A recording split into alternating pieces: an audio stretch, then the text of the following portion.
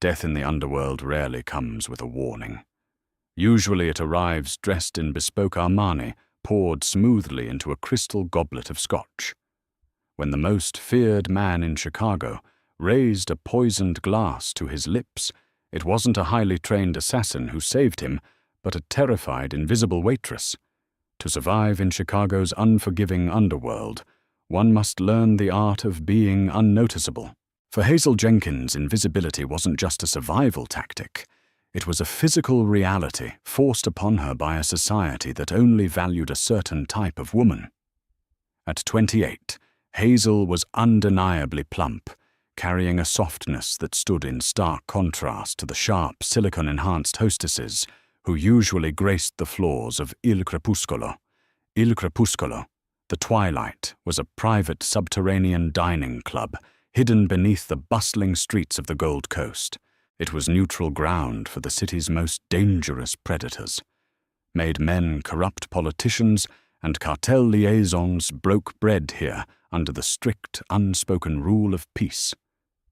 Hazel had worked as a server in the VIP lounge for 4 years. The men who frequented the club never looked at her twice. To them, she was a piece of the mahogany furniture, a necessary mechanism to deliver their steaks and scotch, devoid of identity. But Hazel's invisibility was her greatest asset. Because no one paid attention to the fat waitress, no one guarded their tongues or hid their sleight of hand when she was pouring the water. Over the years, Hazel had seen payoffs exchanged beneath linen tablecloths. She had heard whispers of hits ordered over plates of veal scallopini. She knew which capos were sleeping with whose wives and which politicians were desperate for a bailout. She catalogued it all behind a blank, pleasant smile, paying off the remnants of her late father's crippling gambling debts with her exorbitant tips. Tonight, the air in Il Crepuscolo was thick enough to choke on. The ambient jazz music playing from the corner seemed muted, suppressed by the heavy, suffocating tension radiating from table 4. At the head of the table sat Alessandro Vitiello. Alessandro was 34, newly crowned as the head of the Vitiello Syndicate after a bloody, ruthless purge that had left the streets of Chicago whispering his name in hushed, terrified tones. He was known as the Architect for his cold, calculating mind and his complete lack of mercy.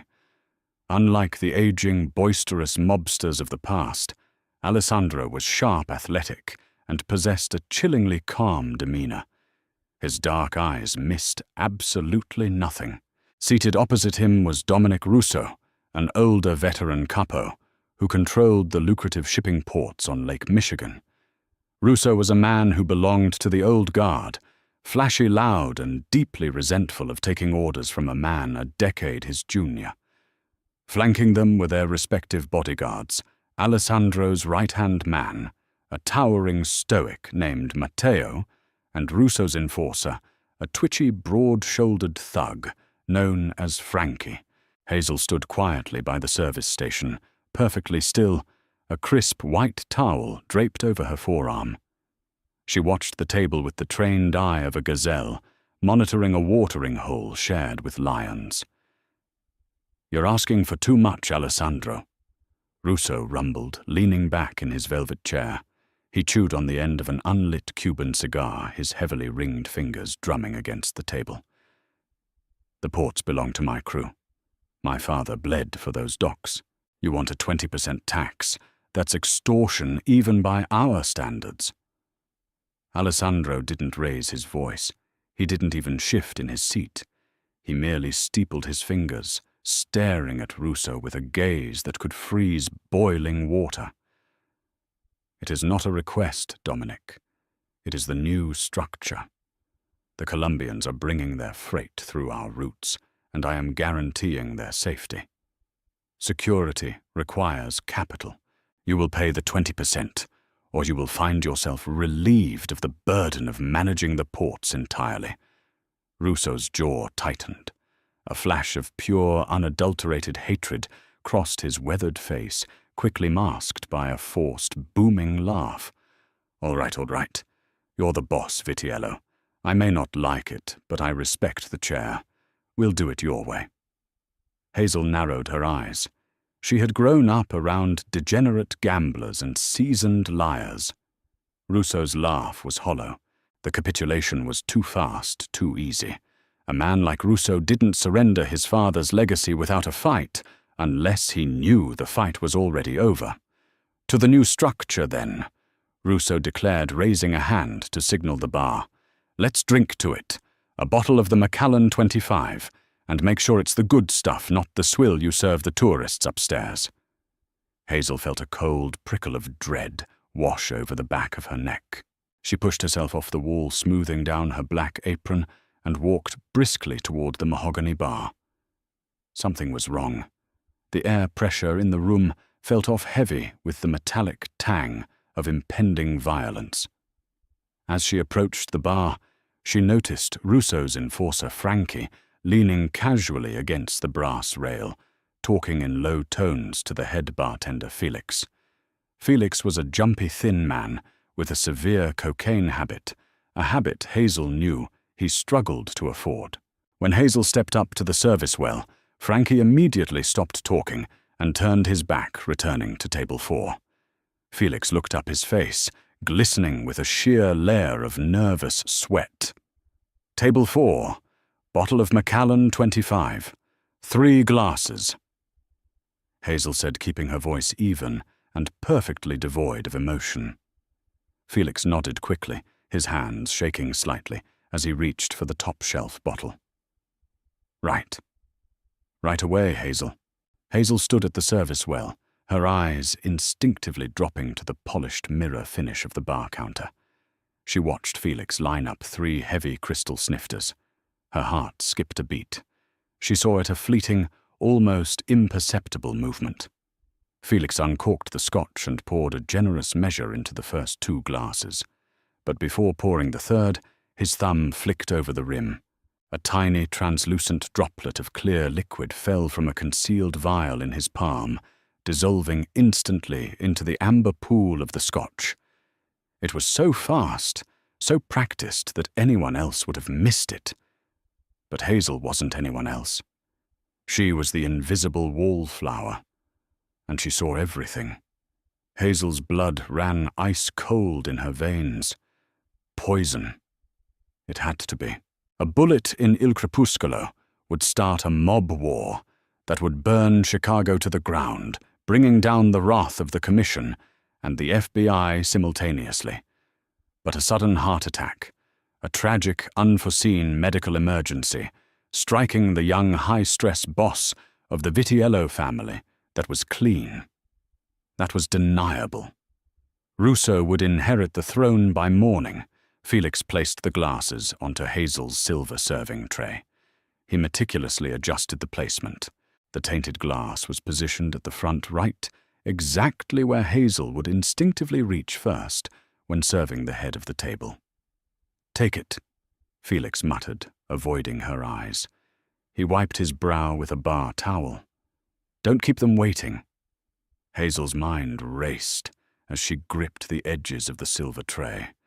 The metal felt as heavy as an anvil. The #1 rule of surviving in her world pounded in her ears like a war drum. See nothing. Hear nothing. Say nothing. If she spoke up and accused Russo, Frankie would likely pull a gun and shoot her in the face before the words fully left her mouth. If she accused Felix, it would be her word against a veteran bartender, and Russo would just deny it, marking her for death the moment she clocked out. She was just a fat, unremarkable waitress. Who would believe her? Who would protect her?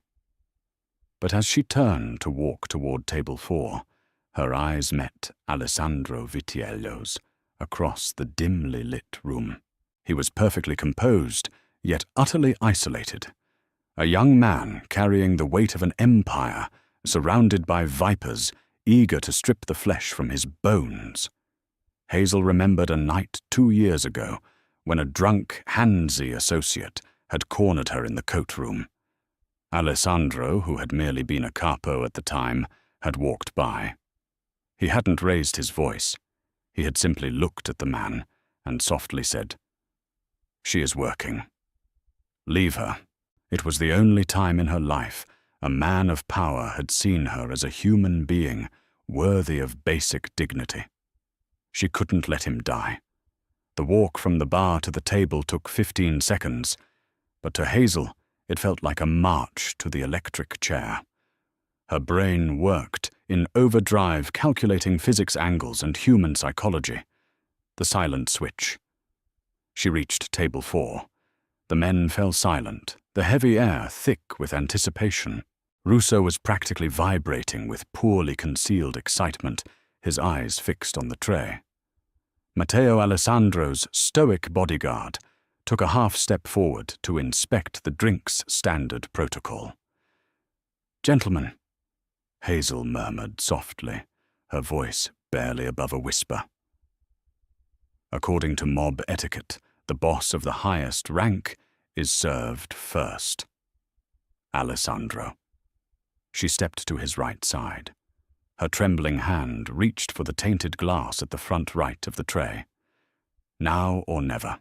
As her fingers brushed the crystal, Hazel intentionally shifted her weight off balance. She let her hip collide heavily with the thick wooden armrest of Russo's chair. "Oh, excuse me, sir," she gasped, feigning a clumsy, mortified fumble. The sudden jolt tipped the heavy silver tray just enough. Russo flinched, leaning back to avoid any spillage, his eyes darting away in annoyance. "Watch it, sweetheart," he snapped. In that singular fraction of a second, while Russo's eyes were averted and Matteo stepped forward to steady the table, Hazel's hands moved with the terrifying speed of a seasoned card sharp. She didn't drop the tray. Instead, she used the momentum of the stumble to rotate it smoothly. Her left hand slid the clean glass from the back of the tray forward, seamlessly dropping it in front of Alessandro. In the same breath, her right hand deposited the poisoned glass directly onto the coaster in front of Dominic Russo. It was a beautiful, terrifying ballet of sleight of hand. She quickly placed the third glass in front of Matteo and stepped back, bowing her head in a perfect portrait of a humiliated, clumsy servant. "My deepest apologies, Mr. Russo. I lost my footing." "Just get out of here," Russo growled, waving her away dismissively. He hadn't seen a thing. He was too arrogant, too focused on the prize. But someone else had. Hazel backed away into the shadows of the velvet curtains, her heart hammering against her ribs like a trapped bird. She looked up and froze. Alessandro Vitiello was staring directly at her. He hadn't touched his glass. He sat perfectly motionless, his dark eyes locked onto Hazel's pale, sweat-sheened face. Alessandro was a man who survived by reading the microscopic details of a room. He had seen the reflection of Felix wiping his sweaty brow in the bar mirror. He had noticed Russo's unnatural eagerness for a toast, and most importantly, he had watched his waitress. He had seen the terror in Hazel's eyes as she approached. He had seen the calculated, deliberate bump of her hip against the chair. He had tracked the impossible fluid blur of her hands as she swapped the drinks. She switched the glass. The realization hit Alessandro like a physical blow, though his face remained a mask of marble. This invisible, unassuming woman had just risked her life to alter the board of a deadly game. "Well," Russo said, lifting the heavy crystal snifter, completely ignorant of the loaded gun he was pressing to his own lips. "To the new structure, Alessandro. May it bring us all exactly what we deserve." Alessandro slowly, deliberately picked up his own glass. He never broke eye contact with Hazel, who was standing frozen against the wall, her breath hitched in her throat. "Exactly what we deserve, Dominic," Alessandro murmured.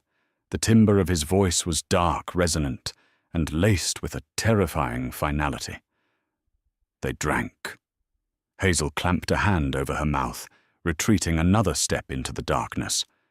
Russo slammed his glass back onto the table, smacking his lips with a satisfied grin. Now about the union bosses." He didn't finish the sentence.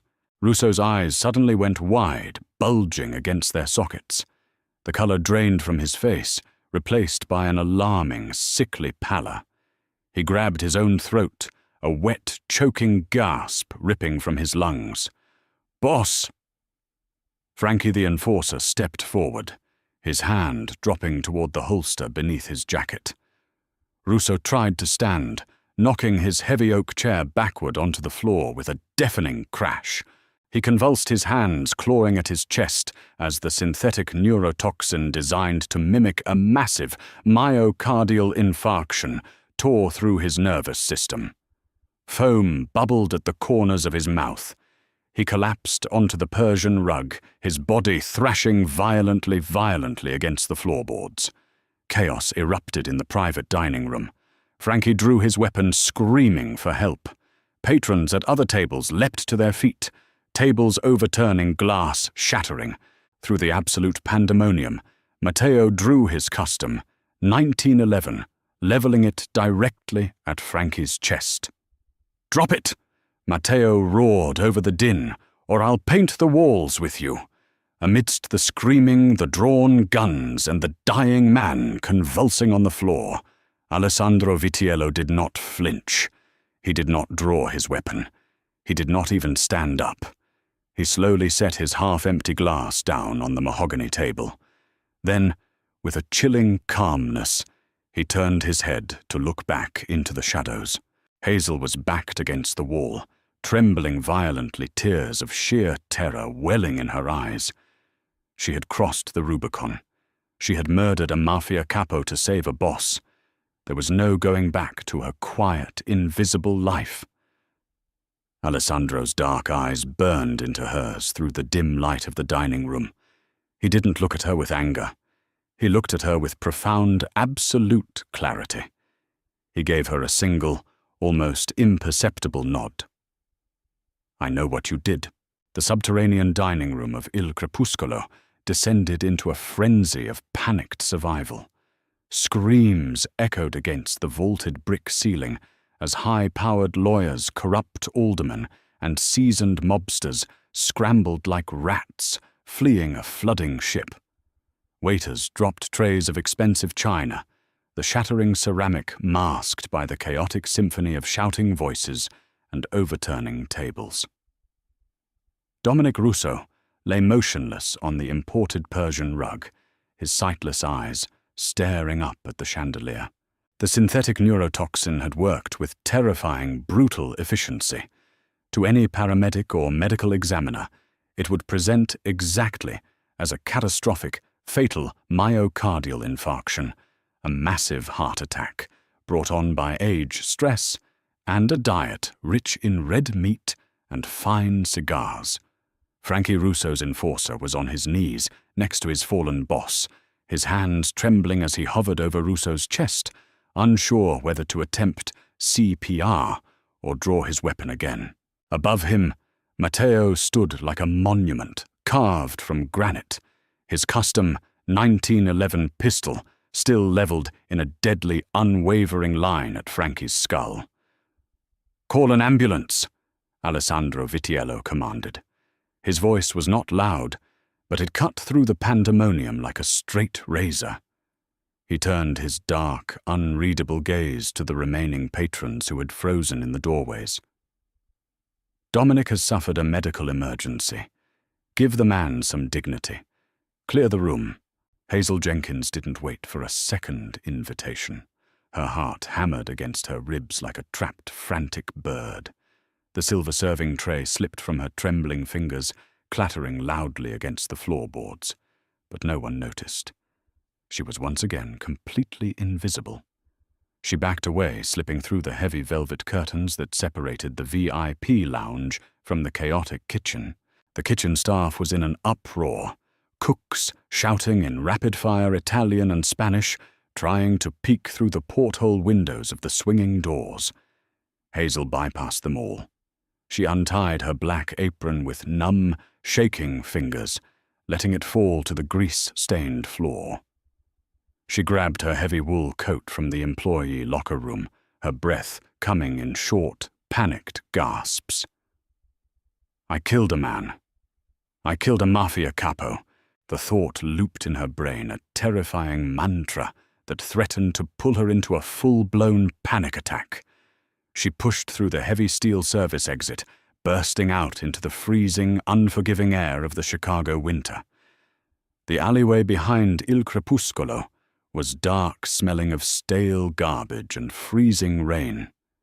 Hazel wrapped her coat tightly around her plush figure, pulling her scarf up to her nose, and began to run. She didn't stop until she reached the blinding commercial glare of State Street. The holiday lights, strung up along the street lamps, blurred into streaks of gold and white as she blinked back hot tears. The wind whipping off Lake Michigan was brutal, biting through her clothes, but she barely felt it. She just needed to disappear. She needed to pack a bag, empty her meager savings account, and get on the first Greyhound bus out of Illinois. Back at Il Crepuscolo, the wail of approaching sirens bled through the heavy cellar doors. Alessandro stood calmly by the bar. He watched as the paramedics rushed in, completely ignoring the futile, desperate chest compressions they applied to Russo's lifeless body. His focus instead was entirely on the sweaty, pale bartender, trembling behind the mahogany counter. Felix was frantically wiping down the brass speed rail, his eyes darting toward the back exit. He dropped a heavy bar towel, stooping down to pick it up, clearly calculating his chances of making a run for the alley. Before Felix could even straighten his spine, Matteo's massive hand clamped down on the back of the bartender's neck. The bodyguard dragged Felix over the counter, sending a display of expensive bitters crashing to the floor.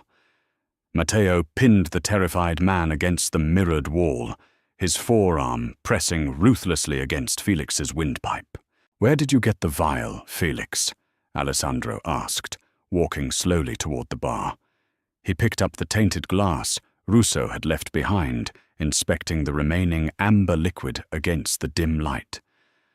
"I don't know what you're talking about, Mr. Vitiello. I swear on my mother." Felix choked out his face, turning a dangerous shade of purple under Matteo's grip. "Your mother passed away 3 years ago at Northwestern Memorial," Alessandro replied smoothly, stepping directly into Felix's personal space. The air around the Mafia Boss was practically vibrating with lethal intent. "And you owe $80,000 to the Jimenez cartel for your cocaine habit, a debt that I imagine was recently forgiven in exchange for slipping a cardiotoxin into my Macallan." Felix's eyes widened in sheer, absolute terror. It wasn't just the cartel. They had an inside man. It was Frankie.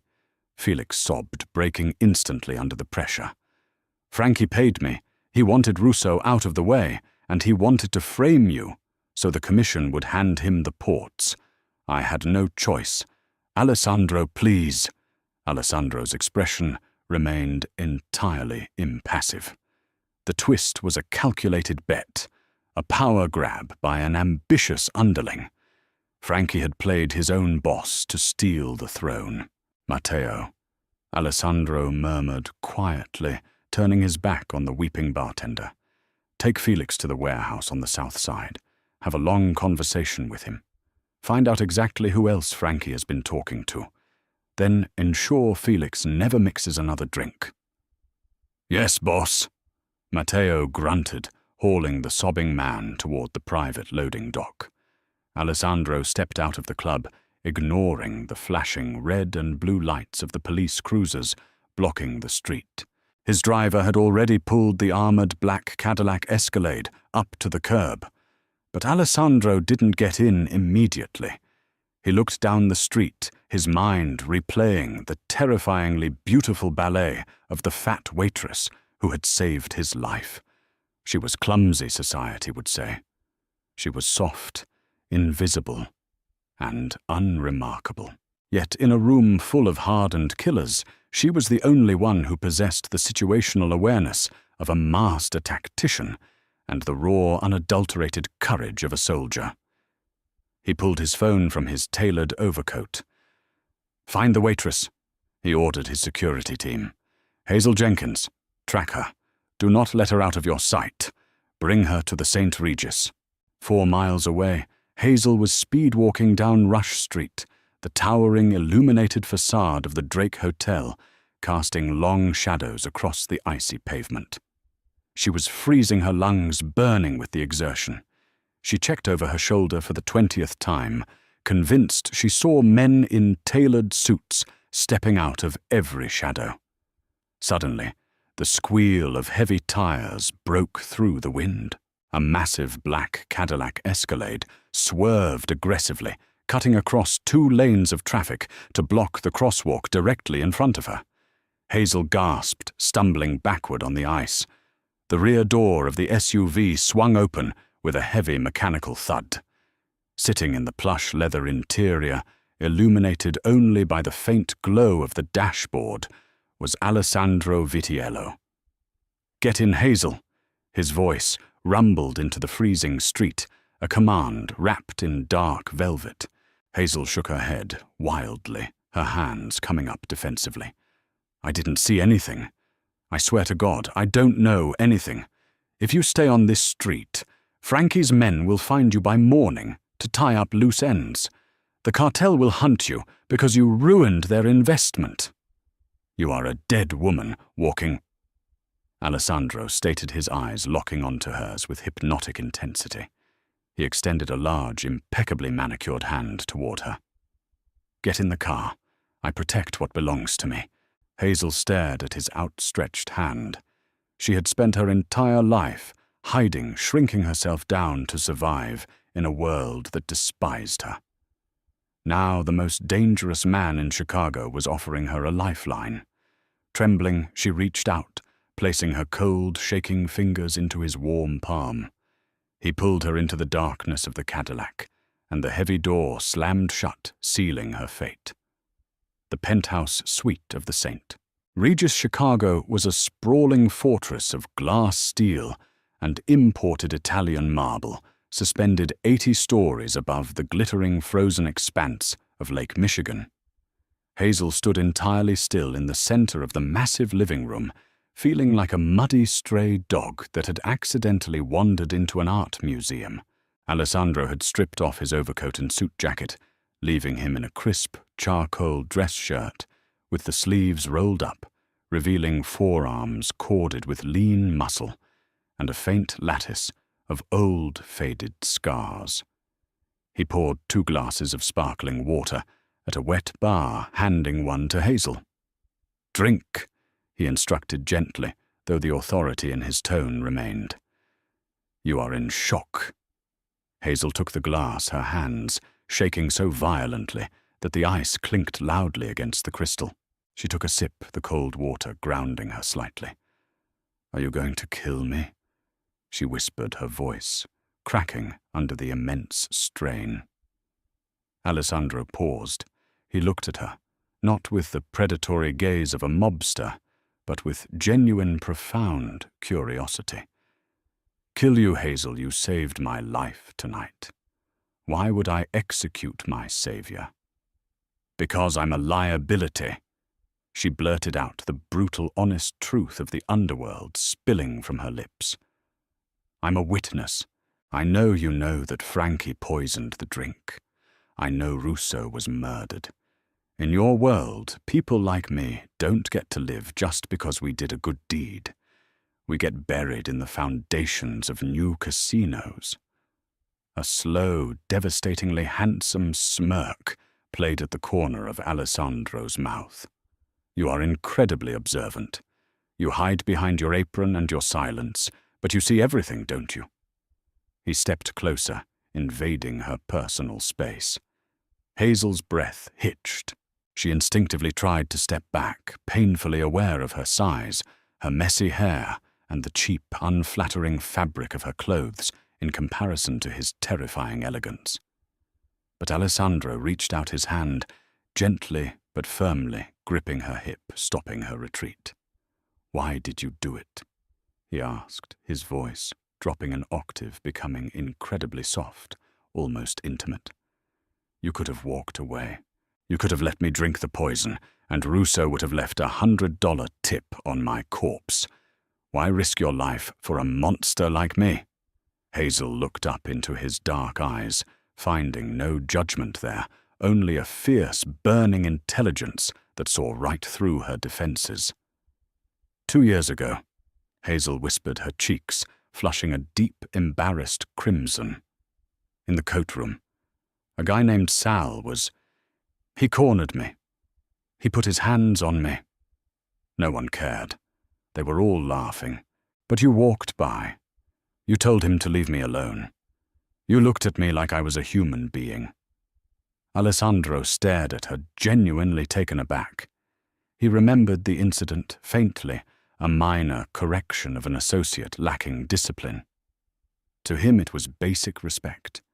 To her it had been a monumental act of mercy. You risked a bullet to the head for a moment of basic decency. Alessandro murmured his thumb, lightly tracing the curve of her waist through her wool coat. He didn't pull away from her softness. He anchored himself to it. "I pay my debts, Mr. Vitiello," she said softly, lifting her chin with a sudden defiant pride. "Alessandro." He corrected his gaze, dropping briefly to her lips before meeting her eyes again. "And you owe me nothing. In fact, the scales are heavily tipped in your favor." Felix confessed. He was bought by Frankie, who used cartel money. Tomorrow the Vitiello family goes to war to purge the traitors.